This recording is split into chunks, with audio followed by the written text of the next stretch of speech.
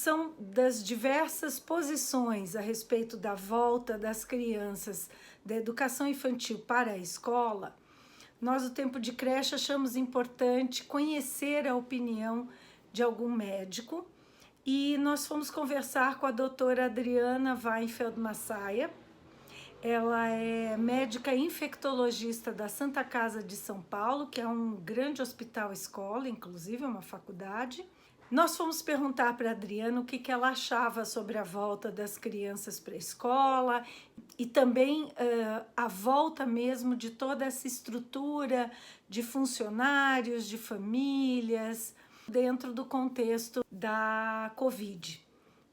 Na verdade, a Adriana veio para uma conversa, mas a gente achou que ficou tão interessante, tão cheia de informações, que ajudaria talvez a muitos profissionais da educação se posicionarem a respeito dessa volta. E então a gente acabou fazendo um vídeo que não era para ser um vídeo, né? Era só para ser uma conversa com as autoras do Tempo de Creche. Então nós vamos compartilhar com vocês, espero que vocês aproveitem e pensem sobre essa situação bastante complexa e que talvez ainda não tenha um certo e errado. Como é que eu vou fazer distanciamento impedindo que uma criança saia correndo e vá brincar com a outra? Que pegue tanto na escola pública quanto na escola particular tem o mesmo problema. Exatamente. Então, eu acho que tem algumas coisas que a gente tem que ir com calma. Eu penso que eu sugeriria que voltasse às escolas o ensino de pequenos mesmo, principalmente pela defasagem de aprendizado. Agora, a questão é como voltar para as crianças. E por que das crianças? Porque os mais velhos conseguem ter esse ensino à distância de alguma forma. As crianças não conseguem. E as mães que estão trabalhando fora de casa não conseguem dar essa assistência e as avós também não. Então, eu entendo que existe o risco, né? O primeiro ponto que todo mundo se preocupa é a criança vai trazer para casa o vírus e a avó está em casa. Sim, mas a mãe também está indo trabalhar de transporte público e também está trazendo o vírus para casa. É verdade. E o pai também, né? E o tio também. E todo mundo que mora na casa. Então, claro, a criança, culparam muito a criança em todo esse momento dela ser o vetor. Mas a gente já sabe que a criança transmite, a carga viral dela é menor do que de uma forma geral dos adultos. Ela transmite... A transmissão dela é menor, né? Então, falando agora de reinfecção. Não tem reinfecção. Desde dezembro do ano passado, onde começou, não se teve nenhum caso de reinfecção. Todo mundo saiu de casa, Joy. O shopping é lotado, a 25 está lotada, a rua está lotada, o hospital está lotado e de outras coisas, né? Então, não faz sentido culpar a escola, que são as únicas pessoas que estão sendo realmente prejudicadas são as crianças. Claro. Principalmente as crianças pequenas, né? Então, a faixa de alfabetização até lá, o começo do ensino fundamental é o que mais está sendo prejudicado, porque precisa muito da professora. Esse é o meu primeiro ponto, assim. Então, se eu fosse sugerir, vamos supor que a escola não tenha um espaço físico que acomode todas as idades, né? Então, quem é a prioridade para dividir e setorizar nas classes em pequenos grupos seriam as crianças do ensino infantil e fundamental para ter uma assistência melhor na educação. Daí, volta ou não volta, né? O risco. Então, usar máscara. Pela OMS, abaixo de 2 anos é proibido usar máscara pelo risco de sufocamento. Eu diria que até os 4 anos eu tenho uma questão com relação a usar máscara, porque a criança não consegue, é uma questão incomoda, não sabe muito bem usar. E bota a mão, né? Bota a mão. A máscara também é um fator de confusão, né? Claro. Eu vejo as pessoas usando, quem não é médico ou quem não é profissional da saúde, já põe a mão na máscara, levanta a máscara, coça o nariz, tá o tempo todo, coloca a mão no nariz. E o certo seria o tempo todo que você colocou a mão na máscara, você tem que higienizar sua mão. Claro. Então, é o tempo todo na mão. Então, e a máscara de pano, ela não previne você pegar a infecção. Ela diminui a quantidade de vírus que eu tenho no ar. Então, eu espirrei, eu tô com um sintoma, eu espirrei. Se eu tô com a máscara de pano, eu contenho um pouco daquilo para não espalhar no ar. Mas não que você pegue e nem que eu pegue. Entendeu? A única máscara que previne, que começa a prevenir isso, é a máscara cirúrgica.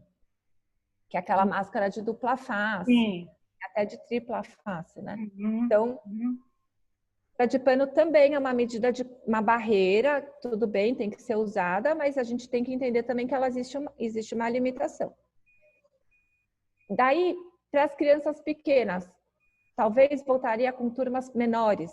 É, isso que a gente está pensando. É impossível você chegar para uma criança e falar que não vai pegar o brinquedo, ou não vai abraçar, ou não vai... Mas a gente pode explicar e pode fazer atividades onde os espaços sejam maiores, né? Então, não ficar aglomerado.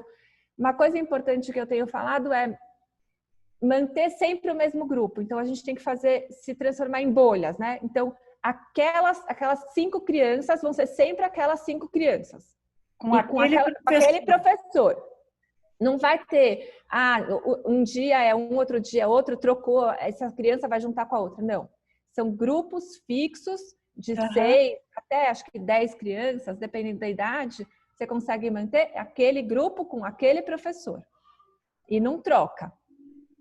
Todas as medidas antes de entrar na escola, acho que vale medir temperatura, vale ver os sintomas mesmo, né? Mais do que medir a temperatura, porque existe relato de mãe que dá remédio para a criança antes de ir para a escola, para não ficar com febre, né? Então, ver se a criança não está baqueada. A criança tem muito sintoma, né? Na hora de expressar alguma coisa. Então, ver se não está baqueada, ver se não está com o nariz escorrendo, se está se alimentando direito, se o comportamento daquela criança está normal. Aí tudo bem. Entendeu? Mas sempre manter as bolhas, né? Então, aquela criança naquela sala. O melhor antisséptico ou antiviral que tem é o álcool. Álcool. Nada bate o álcool, né? A cândida também, mas para criança o cheiro da cândida é um pouco forte. Pode dar um pouco de alergia na pele para algumas crianças. Então, te falar assim, álcool 70 em tudo. Em tudo que vai botar na boca. Tenta tirar um pouco objetos de pano, porque o de pano realmente tem que lavar, porque absorve.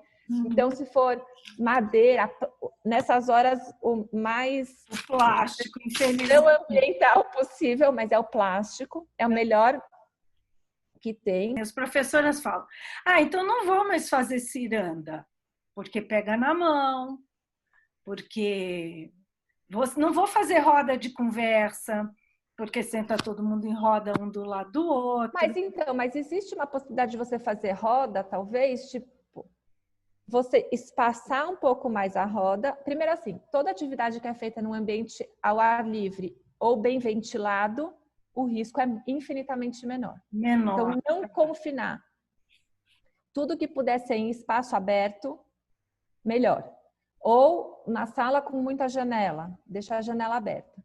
Depois, o distanciamento é de 1 metro, não é de 2 metros. 1 metro entre uma criança e outra, ou você colocar uma na frente e outra um pouquinho mais atrás, Joy, dá muito certo. Tá. Então, você coloca uma criança um pouco atrás, outra criança um pouco mais à frente, a outra atrás, a outra na frente, e você faz a atividade.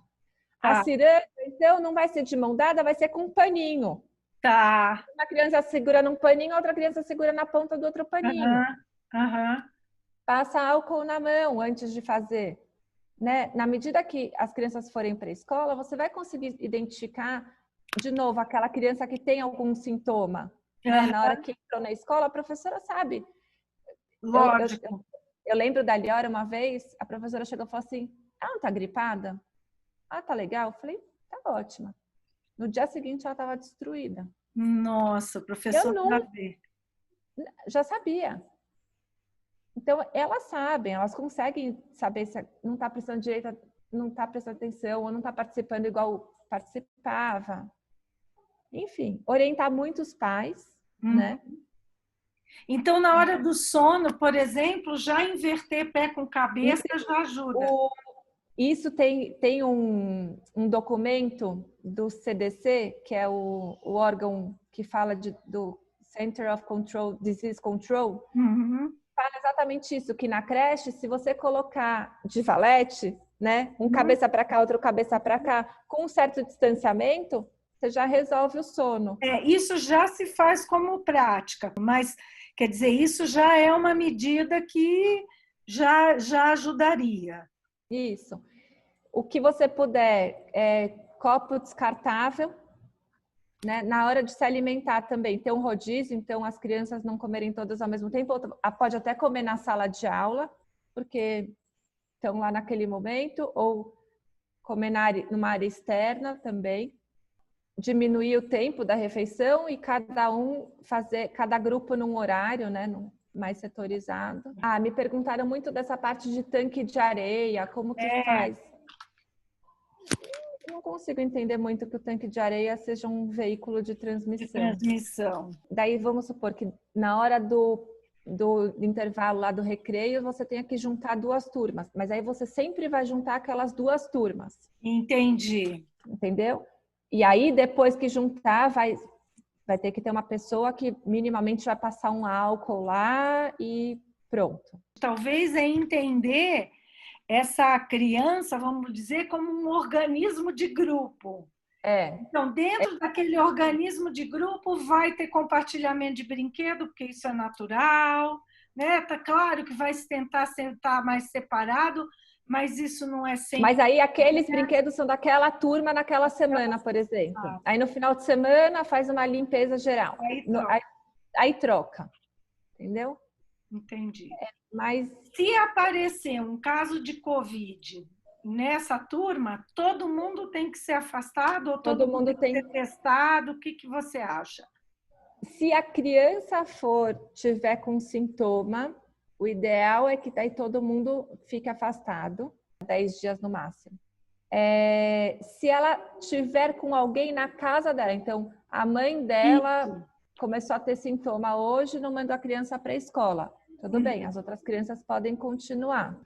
Entendeu? Entendi. Então, assim, tô com dor de garganta, a mãe dessa criança, há 2 dias, aí avisa a escola não, fica em casa a criança, né? Aí a criança tem que ficar em casa. Isso, não precisa afastar o grupo. A princípio não, mas ou vai ficar olhando muito bem aquela turma, depende do recurso que você vai ter na escola, de ficar monitorando a turma. Ou, então aquela turma não vai para a escola, sei lá, uma semana ou até a mãe ter o teste. Aí que o teste da mãe veio negativo também, aí dá uma liberdade maior, entendeu? O mais importante é o pré, né? Orientar que não pode vir para a escola quando está com febre, quando está com sintomas gripais, nariz escorrendo, tudo.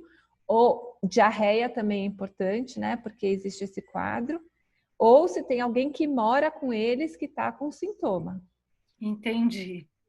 E aí afasta de 1 semana a 10 dias. Se, por exemplo, a mãe tiver e essa criança não vem, não tem que fazer a tal da quarentena de 15 dias? Então, ontem eu li uma portaria nova da Secretaria da Saúde, da Anvisa, falando que a gente já pode liberar. Se o paciente se ele não é imunossuprimido grave, a gente pode liberar com 10 dias. Isso já era uma coisa que a gente já estava fazendo com as crianças dentro do hospital também. Então, quadros... o paciente não tem câncer, não está tomando corticoide, não tem nenhuma doença grave, 10 dias já pode liberar para voltar para a escola. Então, na verdade, mesmo que ele esteja contaminado por causa da mãe, ele já não vai estar mais transmitindo em 10 dias, é isso? Não. Olha. Porque a gente já sabia, eles faziam teste lá na China, todos os dias o PCR dos pacientes fizeram num grupo e viram que depois do 10º dia não tinha mais transmissão, era infinitamente menor, a chance é muito pequena. O PCR é a identificação de um fragmento do vírus dentro da nasofaringe. O fragmento do vírus não quer dizer o vírus ativo. Entendi. Entendeu? Entendi. Então, o que a gente vê que está se falando muito, né? Reinfecção, reinfecção, porque o PCR veio positivo. O PCR pode vir positivo, entendeu? Mas não quer dizer que ele se curou e pegou Infectou. Aham. de novo. É o mesmo processo, que pode ficar 3, 4 meses. Ah, olha só. E aí Entendeu? acho que é reinfecção. Um outro ponto importante que eu acho é orientar o transporte dos professores. Então, o que eu sugeriria? E a gente faz isso no hospital.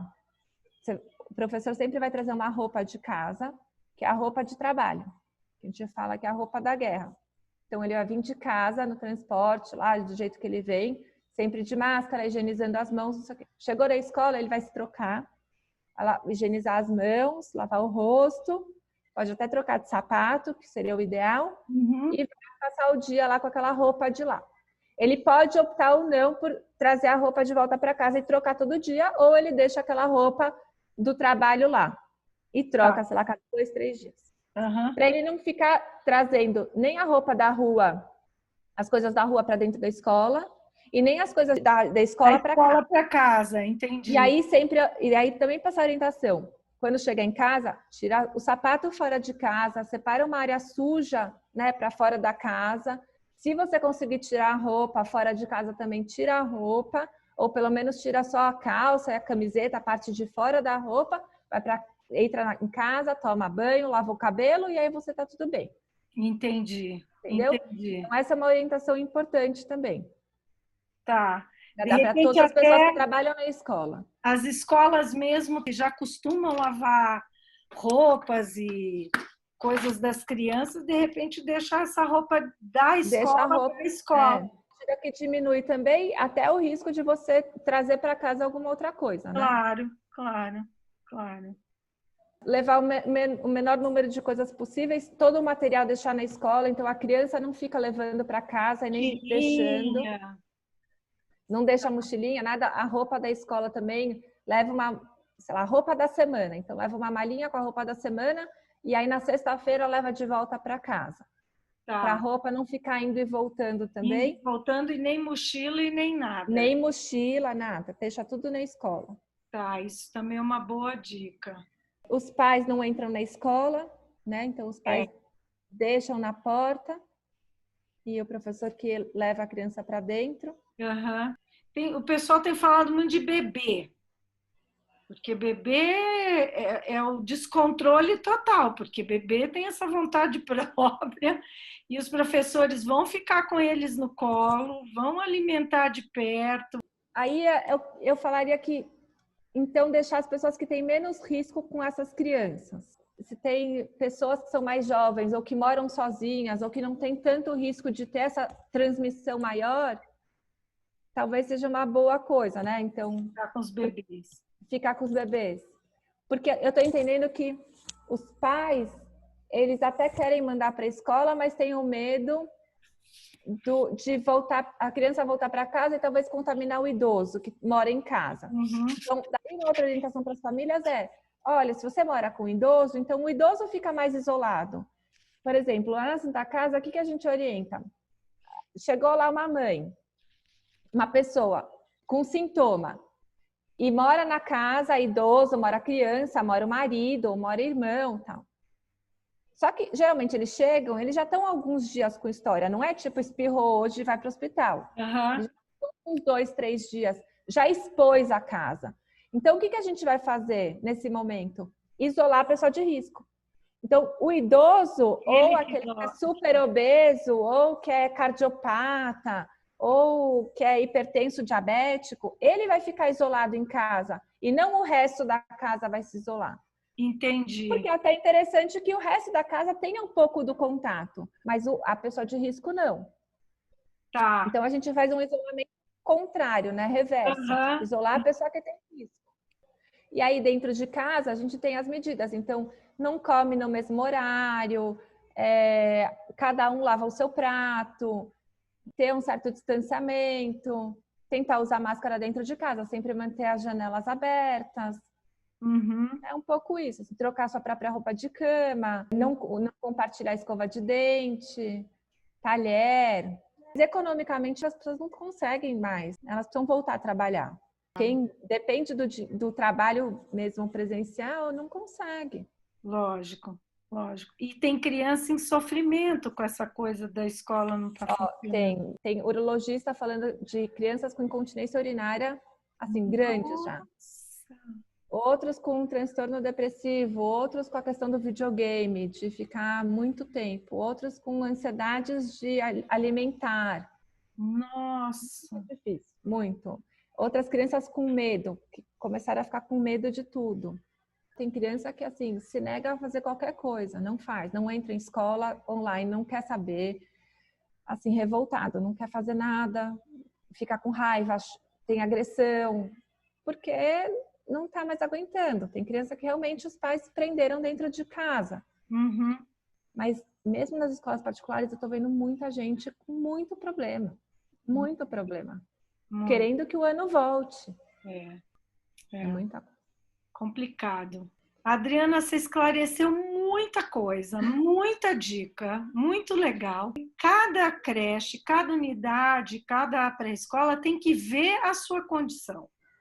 Porque não adianta você fazer medidas generalizadas e tem que ser isso que você falou. Eu vou reduzir o número de crianças e fazer um levantamento daquelas famílias e crianças que realmente estão precisando.